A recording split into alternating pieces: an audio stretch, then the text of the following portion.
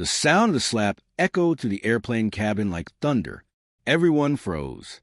Phones stopped mid-scroll. Conversations died in people's throats. Even the baby in row 5 stopped crying. Madison right over the woman in seat 1A, her hand still raised, her face twisted with anger and hate. Her chest heaved up and down like she'd just run a race. You think you can just waltz into first class like you own the place? Madison screamed. Her voice was so loud it hurt people's ears. People like you're always trying to get something for free. The woman in seat 1A didn't move. She sat perfectly still, her hand pressed against her red, burning cheek. Her eyes were wide with shock. A single tear rolled down her face, but she didn't make a sound. "Oh my God," someone whispered from row 3. Phones came out faster than lightning. Click, click, click.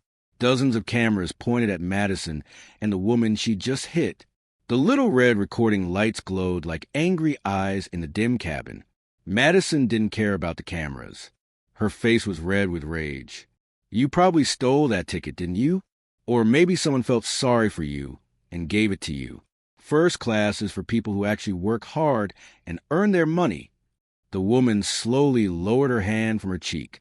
When she spoke, her voice was quiet but strong. "Ma'am, I purchased this ticket. I have every right to be here." "Right." Madison laughed, but it wasn't a happy laugh. It was mean and cold. "Let me guess. You used some special program, didn't you? Some diversity thing? You people always find a way to take what doesn't belong to you." A man in a business suit stood up. "Hey, that's enough. You can't talk to people like that." Madison spun around, pointing her finger at him. "Sit down. This is my job, not yours. I'm handling a security situation." But it wasn't a security situation. Everyone knew it. This was something much worse. This was hate, pure and simple, wearing the mask of doing her job. The woman in seat 1A took a deep breath. Her name was Diana Washington, though Madison didn't know that yet. Diana was 45 years old, and in her life, she'd faced situations like this before. Too many times. But it never got easier. Each time felt like a knife to the heart. What Madison didn't know, what nobody on that plane knew, was that Diana Washington was the CEO of Apex Airlines. The very airline they were all sitting in. Diana owned this plane, owned the company, owned everything Madison thought she was protecting. But there was something even more shocking that Madison didn't know. Something that would break her heart into a million pieces when she finally learned the truth. Let's go back 3 hours earlier, before the slap, before the hate, before everything fell apart. 3 hours earlier. Diana Washington walked through Chicago O'Hare Airport like a woman with a mission. Her high heels clicked on the shiny floor. Her black business suit was perfect, not a wrinkle anywhere.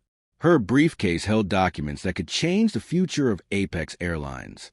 She'd only been CEO for 3 months, but those 3 months felt like 3 years. The company she'd taken over was sick, really sick. The old management had let discrimination and unfairness grow like weeds in a garden. People had been treated badly because of the color of their skin, where they came from, or who they loved. Diana was trying to fix it all.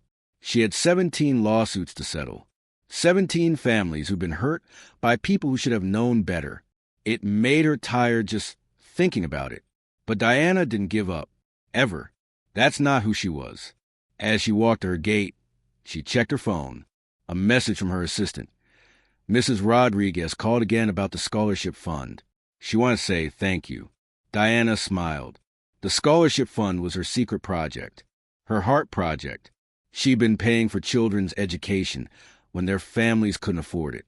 Good kids who deserved a chance. Smart kids who just needed someone to believe in them. One of those kids was a boy named Aiden Wright. His mother worked as a flight attendant. Diana had been paying for Aiden's private school for 2 whole years. The boy was brilliant, straight A's in everything. He wanted to be a scientist someday. Diana had never met Aiden's mother. The scholarship was completely anonymous. That's how Diana wanted it. She didn't help people because she wanted praise. She helped because it was right. She had no idea that in just a few hours, she'd meet Aiden's mother in the worst way possible. Meanwhile, Across the airport, Madison Wright was having a terrible day. Everything was going wrong. Her alarm hadn't gone off. Her car had a flat tire. She'd spilled coffee on her uniform and had to change. Now she was running late for Flight 447 to Atlanta, and her supervisor was already mad at her. Madison was 42 years old and had been a flight attendant for 15 years. 15 long years of fake smiles and aching feet, and passengers who treated her like a servant instead of a person. She was tired of working so hard and barely having enough money. Tired of watching rich people in first class sip champagne while she counted every dollar in her bank account. But most of all, Madison was angry. Angry at the world. Angry at the system. Angry at people she thought had it easier than her. Deep in her heart, Madison believed that some people got special treatment. People who didn't deserve it. People who were different from her. She'd learned this hate from her father and his father before him. It was like poison passed down through her family tree. She never questioned it. She just believed it. The one bright spot in Madison's life was her son, Aiden. That boy was everything to her. He was smart. So smart it made her proud enough to burst. He went to an expensive private school, the kind Madison could never afford on her own. But 2 years ago, a miracle happened. Aiden received a full scholarship from an anonymous donor. Everything paid for tuition, books, uniforms, everything. Madison had cried tears of joy that day. She'd prayed and thanked God for whoever that kind person was. She'd wondered every day who could have such a generous heart. She never imagined she'd meet that person today. She never imagined she'd hit that person across the face. As Madison rushed through the airport to her gate, she had no idea that her life was about to explode into a million pieces. She had no idea that her hate, that poison she'd carried for so long, was about to destroy everything. Flight 447 was boarding. Diana Washington walked onto the plane and found her seat, 1A, first class, right at the front. Madison Wright checked in with the flight crew and began her pre-flight duties. Neither woman knew they were about to collide in a moment that would be filmed, shared, and watched by millions. Neither woman knew that the truth would be more painful than anyone could imagine. The plane's doors closed, and the nightmare began. Madison spotted her the moment she walked through the cabin. A black woman sitting in seat 1A, first class, looking comfortable like she belonged there. Something hot and angry twisted in Madison's stomach. She'd seen this before, or at least she thought she had. People who didn't belong somehow ending up in expensive seats. It made her blood boil. She marched straight over, her fake smile plastered on her face like a mask. "Excuse me, ma'am," Madison said, her voice dripping with sweetness that wasn't real. "May I see your boarding pass?" Diana looked up from her phone. She'd been reading an urgent email about the Atlanta meeting. "Of course," she said politely, reaching into her purse. Madison snatched the boarding pass from Diana's hand before she could even offer it properly. She studied it like a detective looking for clues to a crime. Her eyes narrowed. "This is first class," Madison said slowly, like she didn't believe it. "Did you purchase this ticket yourself?" Diana's eyebrows went up. "Yes, I did. Is there a problem?" "I'm just doing my job, ma'am. We've had issues with fraudulent upgrades lately." Madison's voice got sharper. People trying to sneak into first class when they only paid for economy. That wasn't true. There were no fraudulent upgrades. Madison was making it up because she couldn't believe. No, she wouldn't believe that this woman had the right to sit there. "I assure you, my ticket is legitimate," Diana said. Her voice stayed calm, but inside, her heart was sinking. She knew what this was. She'd lived through it 100 times, 1,000 times. "Uh-huh." Madison crossed her arms. "And who paid for it? Some special program? Some diversity initiative?" The cabin got quiet. People were starting to notice. A teenage girl in row 2 pulled out her phone. Diana took a deep breath. "I paid for myself. With my own credit card. Is there anything else you need?" "Your credit card?" Madison laughed that cold laugh again. "Must be nice. Some of us actually have to work for what we have." A young flight attendant named Tyler Jenkins was watching from a galley. His stomach felt sick. He was only 23 and new to the job, But even he knew this was wrong. Really wrong. Madison, Tyler whispered, touching her elbow. Maybe we should. Don't touch me. Madison snapped, jerking her arm away. I'm handling this. Diana's jaw tightened. Ma'am, I don't appreciate your tone. I've shown you my boarding pass. It's valid. Now, please, let me be. Let you be? Madison's voice got louder. You people always want special treatment. You probably called someone and complained until they gave you this seat for free. You people? Diana repeated quietly. Those two words hung in the air like smoke. Everyone knew what Madison meant. Everyone heard the hate underneath. Yes, you people. Madison was almost shouting now, always playing a race card, always acting like the world owes you something. I work hard every single day, and I don't get handouts. Diana stood up. She was tall, taller than Madison. Her eyes were filled with hurt and anger. I have worked for everything I have. I don't owe you an explanation for my success. Success? Madison spat the word out like it tasted bad. Is that what you call it? Let me guess, diversity hire, right? They needed to fill a quota, so they picked you. The phones were out now. Lots of them. The red recording lights glowed in the dim cabin like little warning signals. But Madison didn't care. She was too angry to care. That's enough, Diana said firmly. She reached for her phone in her jacket pocket. I'm going to call. Madison's hand shot out and grabbed Diana's wrist. Hard. You're not calling anyone, Madison hissed. While you're on this plane, you follow my rules.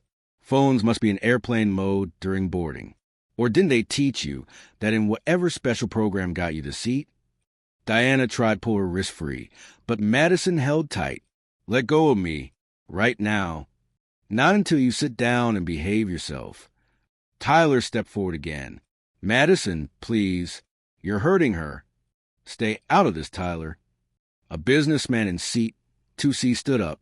Hey, you can't grab passengers like that. That's assault. Madison finally let go, but she didn't back away. She leaned in close to Diana, so close Diana could feel her breath. I know you're a type, Madison whispered, but it was loud enough for others to hear. You think because of your skin color, you deserve special treatment. Well, not on my flight. Not today. Diana's hands were shaking. Not from fear, from pure rage. I'm going to ask you one more time to step back and let me make a phone call. Or what? Madison crossed her arms. You'll complain? Go ahead. File a complaint. They'll take my side. They always do. Because I'm just doing my job, making sure passengers follow the rules. This isn't about rules, Diana said quietly. This is about hate. Hate! Madison laughed again. No, sweetheart. This is about reality. This is about people who earn their place versus people who get handed things they don't deserve. That's when Tyler pulled out his tablet. His hands were shaking as he opened the company directory. Something about this woman in seat 1A seemed familiar. The way she carried herself. The confidence in her voice, even while being attacked. He typed in Diana Washington just to check. His face went white. Oh no, he whispered. Oh no, oh no, oh no. But Madison didn't hear him. She was too busy tearing into Diana with her words. You probably grew up with everything handed to you, didn't you? Madison continued. While people like me struggled and scraped for every penny. You know what I do with my paycheck? I support my son. I pay for his food, his clothes, his education. Education? Diana interrupted, her voice sharp. Something flickered in her eyes. Yes, education. He goes to Brightwood Academy. Best private school in the state. And you know how I afford it? I don't. Someone gave him a scholarship. A stranger who saw that my son deserved a chance. Unlike people like you, who probably get everything because of what you look like. Diana went very still. Brightwood Academy. A boy with a scholarship. It couldn't be. But then she remembered. Mrs. Rodriguez had mentioned the scholarship call this morning. One of her recipients. She'd approved 15 scholarships through her anonymous fund, but only one went to Brightwood Academy. Aiden Wright. Diana felt like she'd been punched in the stomach. This hateful woman. This woman who was attacking her, humiliating her, calling her horrible names. This woman was Aiden's mother. The boy Diana had been helping. The boy whose future she'd invested in because she believed every child deserved a chance. His mother was standing here, filled with hate, not knowing she was attacking her own benefactor. Madison, Tyler's voice cut through the cabin. He was running toward them, tablet in hand, his face panicked. Madison, stop. You need to see this. But Captain James Reynolds appeared first. He was a tall man with gray hair and tired eyes. He'd heard the commotion from the cockpit. What's going on here? He demanded. Madison turned to him, relief flooding her face. Captain, thank goodness. This passenger is being difficult. She's refusing to follow protocol, and when I tried to enforce the rules, she became aggressive. That's a lie, the businessman in 2C shouted. She grabbed her. We all saw it. I have it on video, the teenage girl added. Captain Reynolds looked uncomfortable. He glanced at Diana, then at Madison, then at the sea of phones all pointed at them. Ma'am, he said to Diana, perhaps you could... Perhaps I could what? Diana's voice was ice cold now. Sit quietly while your employee assaults and racially harasses me. Racially harasses? Madison screeched. Oh, here we go. Playing the race card. I knew it. Captain Reynolds. Diana said slowly, I suggest you check your company directory. Right now. Ma'am, I don't have time for... Do it, Diana commanded. Something in her voice made the captain pause. It was the voice of someone used to being obeyed. Tyler pushed forward with his tablet. Sir, I already checked. You need to see this. He turned the screen toward the captain. Captain Reynolds looked at the screen. His face went from pink to white to green in about 3 seconds. Oh, God, he breathed. Madison frowned. What? What is it? Tyler turned the tablet toward her. On the screen was a professional photo. A woman in a business suit, smiling confidently at the camera. Next to the photo, text read, Diana Washington, Chief Executive Officer, Apex Airlines. Appointed January 2025. Madison stared at the screen. Her brain couldn't process what she was seeing. No, she whispered. No, that can't be. Diana reached into her jacket pocket, the same pocket Madison had prevented her from reaching earlier. She pulled out a business card and held it up. Madison took it with trembling fingers. The card was heavy, expensive, embossed with gold letters. Diana Washington, CEO, Apex Airlines. The card slipped from Madison's fingers and fell to the floor. Time seemed to stop. Madison's mouth opened and closed like a fish out of water. No sound came out. Her brain was screaming, but her voice was gone. The CEO. This woman was the CEO. The CEO of the entire airline. The CEO of the company Madison worked for. The woman she'd just slapped. The woman she grabbed. The woman she called terrible names and accused of fraud and special treatment. Oh, God. Oh, God. Oh, God. I didn't... Madison's voice cracked. I didn't know. Diana's face was like stone. Cold, hard, unforgiving. You didn't know, she repeated. Does that make it better? If I had been a regular passenger instead of the CEO, would your behavior have been acceptable? Madison's legs felt weak. She grabbed the seat back to keep from falling. I thought... Madison couldn't finish a sentence. Her whole world was spinning out of control. Captain Reynolds looked like he wanted to disappear into the floor. Ms. Washington, I am so sorry. This is completely unacceptable. I assure you this will be handled. It will be handled, Diana agreed. Her voice was quiet but powerful. Security is already on their way. I called them before boarding. Madison's head snapped up. Security? But I'm a single mother. I have a son. I can't lose this job. You should have thought about that, Diana said coldly, before you decided to assault your boss. The businessman in 2C was recording everything. This is insane, he muttered. This is absolutely insane. The teenage girl was already typing on her phone.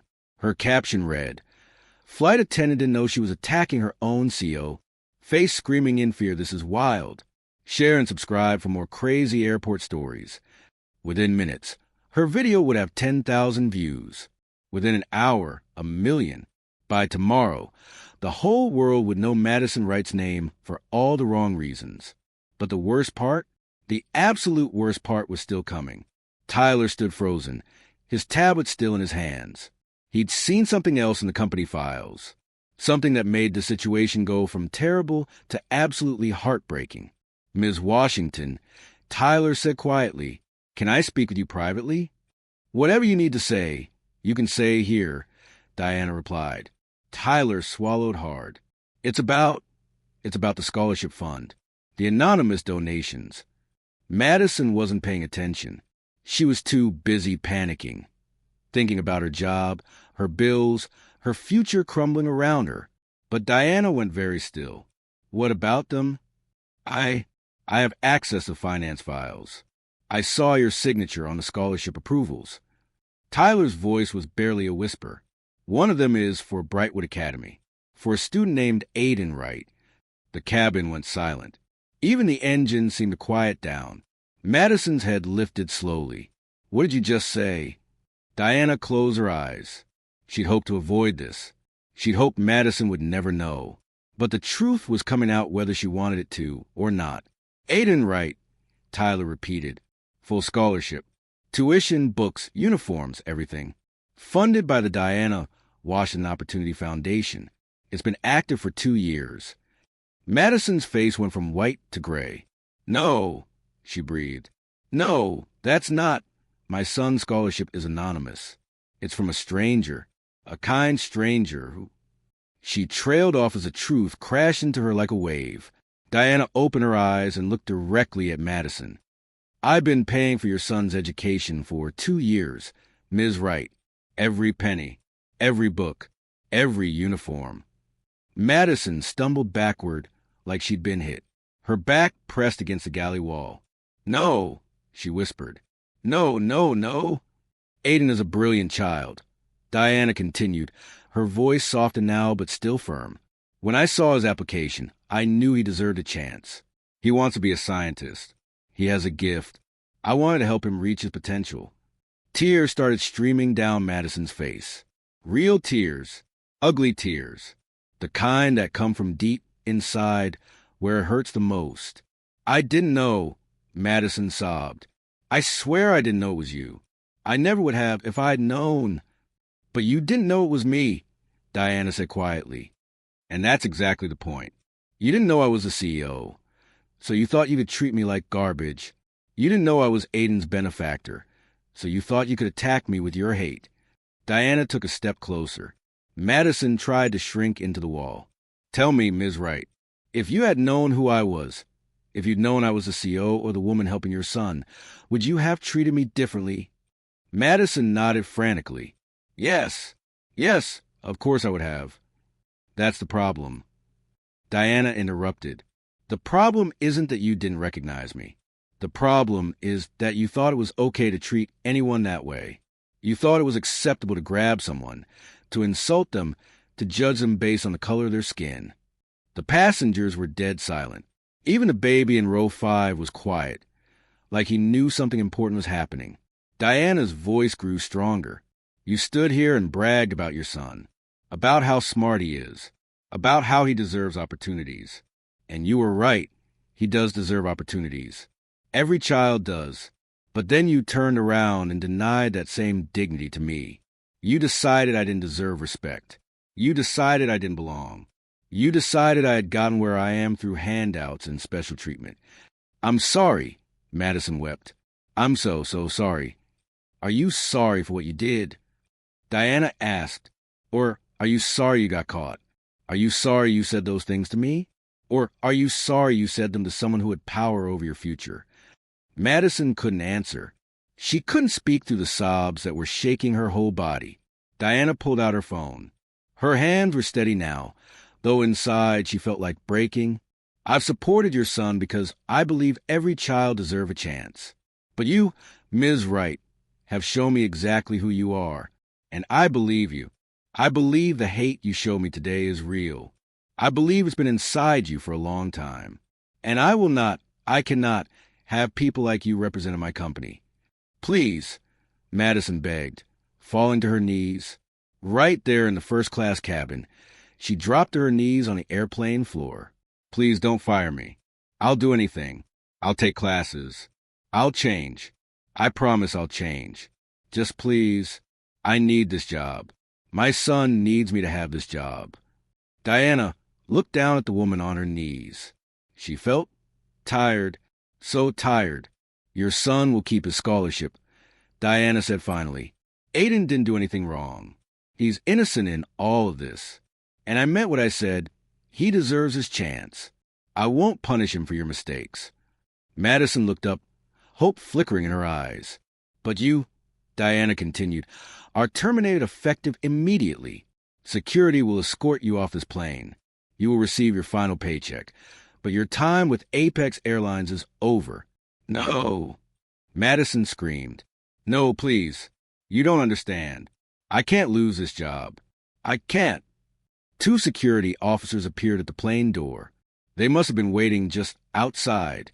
Please escort Ms. right off the aircraft, Diana said calmly. As the security officers lifted Madison to her feet, she kept crying, kept begging. I'm sorry. I'm so sorry. Please give me another chance. Think about my son. I am thinking about your son, Diana said. I'm thinking about the amazing young man he is. And I'm thinking about how sad it is that he has a mother who carries so much hate in her heart. Maybe losing this job will teach you something. Maybe you'll learn that actions have consequences. Maybe you'll finally understand that every person, regardless of their skin color, deserves respect. The security officers led Madison down the aisle. She turned back one more time. The scholarship, you really won't take it away? I keep my promises, Diana said, unlike some people. Madison was escorted off the plane, still crying, still broken. The cabin remained silent for a long moment after she was gone.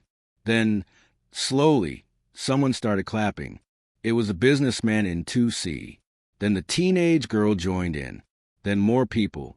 Soon the entire first-class cabin was applauding. Diana held up her hand. Please don't. This isn't something to celebrate. This is sad. This is what happens when we let hate live in our hearts. She turned to Captain Reynolds. I need you to file a complete incident report, every detail. And I want a full review of your crew training procedures. This should never have happened. Yes, ma'am, the captain said quickly. Absolutely. Right away. Diana looked at Tyler, who still stood holding his tablet, looking shocked. You did the right thing. Speaking up, that took courage. Come see me when we land in Atlanta. I think we need more people like you in leadership positions. Tyler's eyes went wide. Really? Me? Really? Diana almost smiled. Almost. Someone who's willing to stand up for what's right, even when it's hard. That's the kind of person I want on my team. She sat back down in seat 1A. Her cheek still burned where Madison had slapped her. Her wrist still ached where Madison had grabbed her. But Diana Washington didn't let pain stop her. She never had. As the plane finally prepared for takeoff, Diana pulled out her phone. She sent a text to her assistant. Increase Aiden Wright's scholarship to include college fund. When he's ready, that boy deserves every opportunity in the world. Then she sent another text, this one to her head of HR. Emergency meeting when I land. We need to completely overhaul our discrimination training. What happened today can never happen again. The plane lifted into the sky. The passengers were already sharing the videos online. By the time they landed in Atlanta, the story would be everywhere. Flight attendant attacks her own CEO. Woman loses job after racist tirade. The slap heard around the world. But Diana wasn't thinking about the videos or the publicity. She was thinking about Aiden Wright, a 15-year-old boy who had no idea his mother had just destroyed her career. A boy who would come home from school today to find his whole life changed. She hoped he would be okay. She hoped he would understand that his mother's hate didn't define him. She hoped he would use his education to become better than the people who raised him. And somewhere deep in her heart, Diana hoped that maybe, just maybe, Madison Wright would learn something from this. Maybe she would finally see how her hate had poisoned everything around her. Maybe she would change. But Diana wasn't holding her breath. Some people never learn. Some people hold on to their hate until it destroys them. Outside the window, the clouds looked like cotton candy. Beautiful, peaceful, perfect. But Diana knew the truth. Sometimes the most beautiful things hide the darkest storms. And today, a storm had finally broken. If this story touched your heart, made you think, or opened your eyes to the reality of discrimination, share it with everyone you know. Subscribe for more powerful stories that matter. Sometimes the most important lessons come from the hardest truths. Remember, hate destroys a person carrying it more than anyone else. Choose kindness. Choose respect. Choose love.